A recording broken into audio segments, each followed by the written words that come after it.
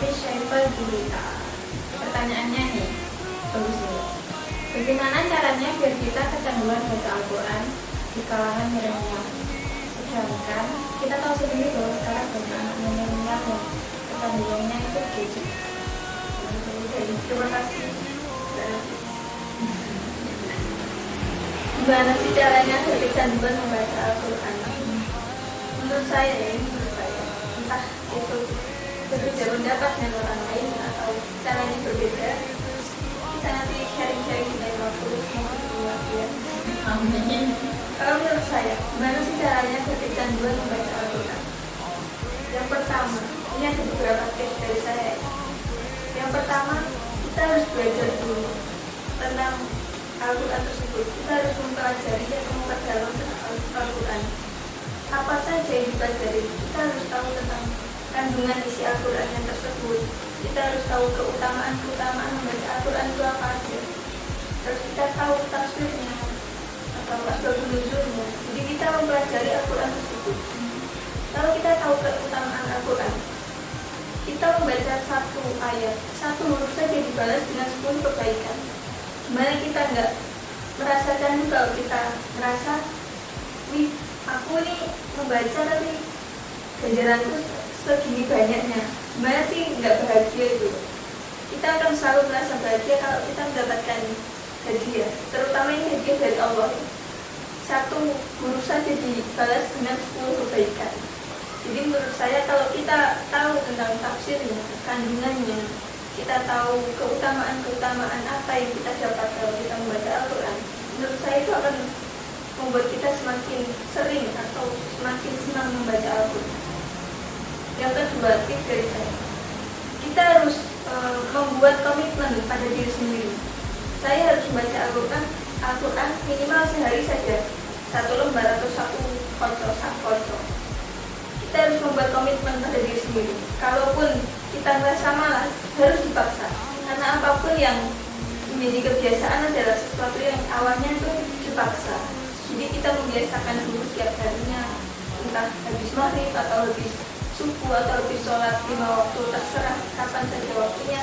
Kalau kita usahakan, kita membiasakan membaca Al-Quran, lalu kita membuat komitmen akan melakukan itu terus istiqomah, insya Allah kita akan kecanduan membaca Al-Quran.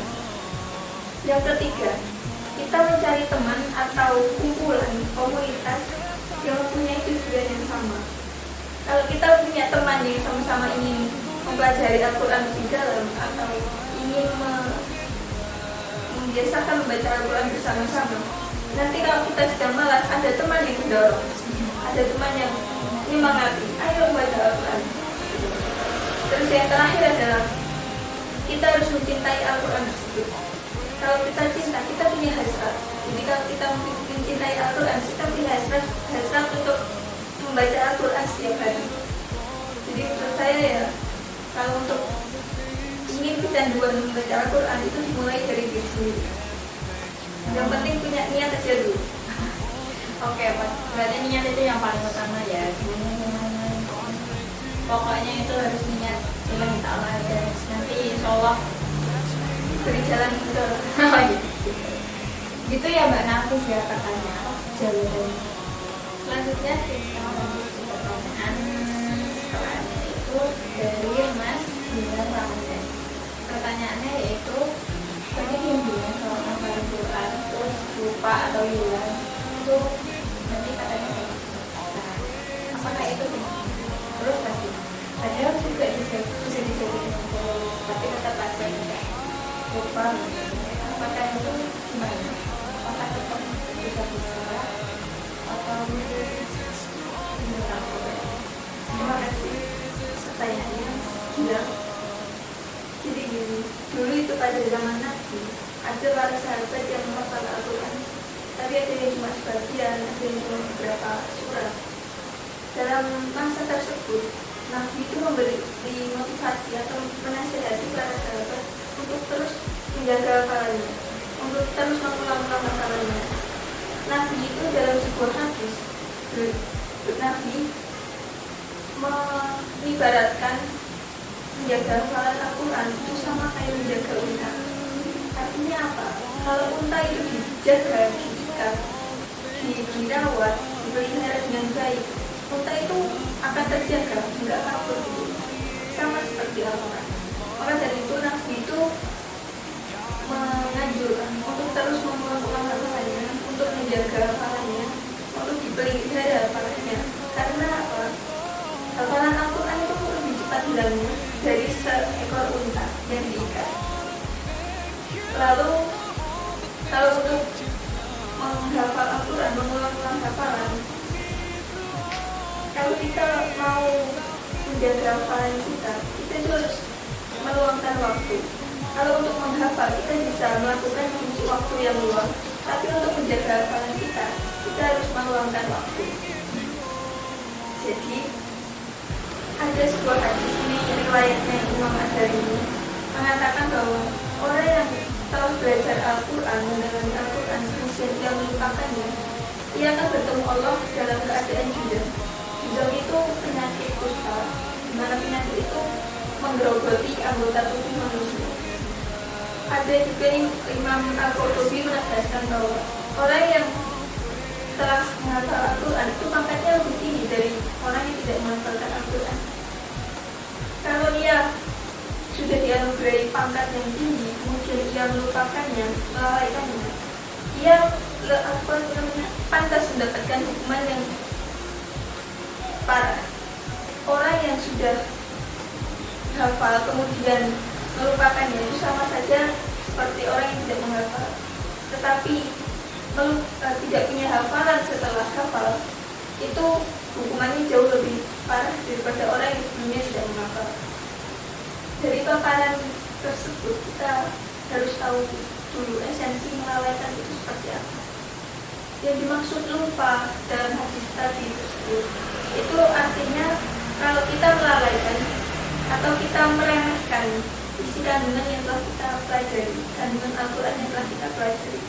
Jadi di sini yang dimaksud mendapatkan dosa besar itu kalau kita melalaikan dan juga meremehkan isi kandungan Al-Quran tersebut.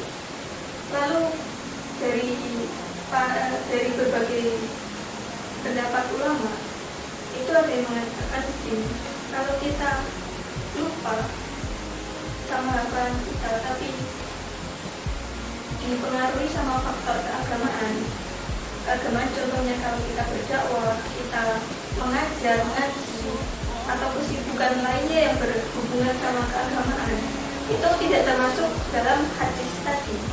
Hadis mengatakan kalau hilang hafalan ketemu Allah dalam keadaan jina. Jadi orang yang sibuk dengan faktor keagamaan, contohnya tadi kesibukan tadi, terus tidak bisa istiqomah terus mengulang hafalannya, itu tidak termasuk dalam hadis tersebut.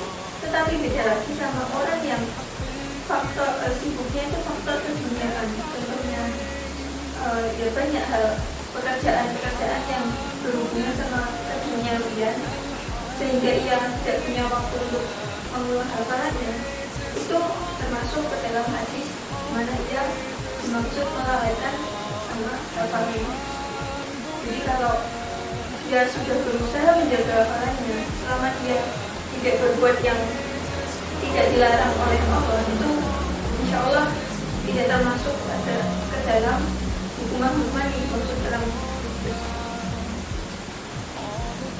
yang juga menghafal Al-Quran itu apa ya, lancar, terus apa ya, yang apa sih mbak namanya, itu kan fadl dari Allah ya, jadinya ya seperti sial siapa sih mas semua itu ya sebenarnya. Now, Allah, I realize what I was missing by being